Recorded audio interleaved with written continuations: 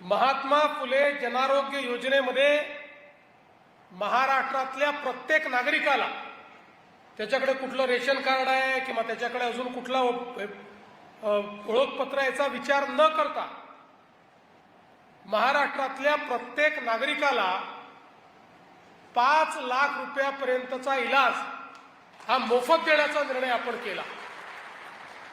आणि परवा तर आपण हाही निर्णय केला की आतापर्यंत 1300,000 आपण मोफत इलाज देत होतो।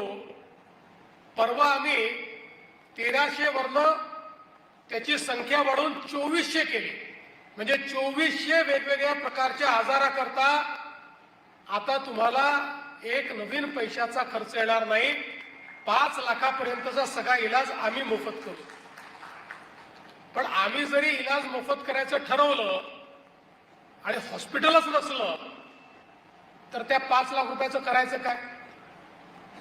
त्यामुळे हे आवश्यक आहे की अशा प्रकारचं मल्टी स्पेशालिटी हॉस्पिटल हे झालं पाहिजे।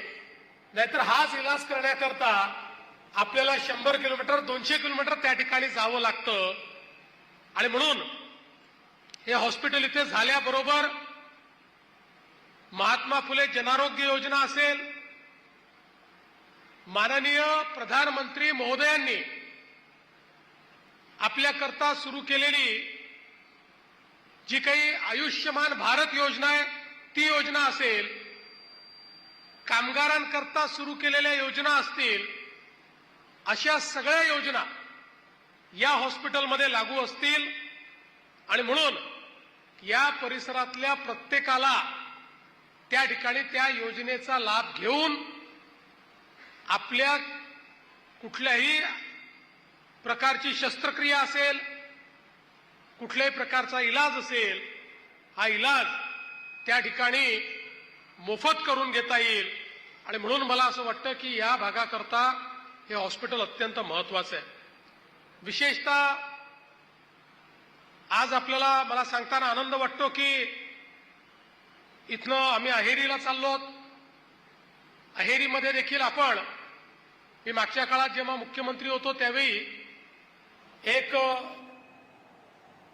स्त्री आणि बाल रुग्णालय मंजूर केलं होतं 100 खाटांचं। त्याचं काम पूर्ण झालेलं आहे, त्याचं उद्घाटन आम्ही करणार आहोत।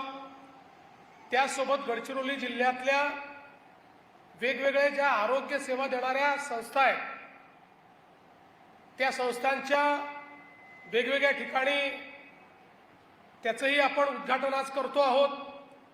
त्यामुळे एक प्रकारे आरोग्य सेवेकरता आजचा दिवस या गडचिरोली जिल्ह्यामध्ये एक आरोग्याची क्रांती आणणारा दिवस म्हणून या दिवसाकडे आपल्याला पाहता येईल।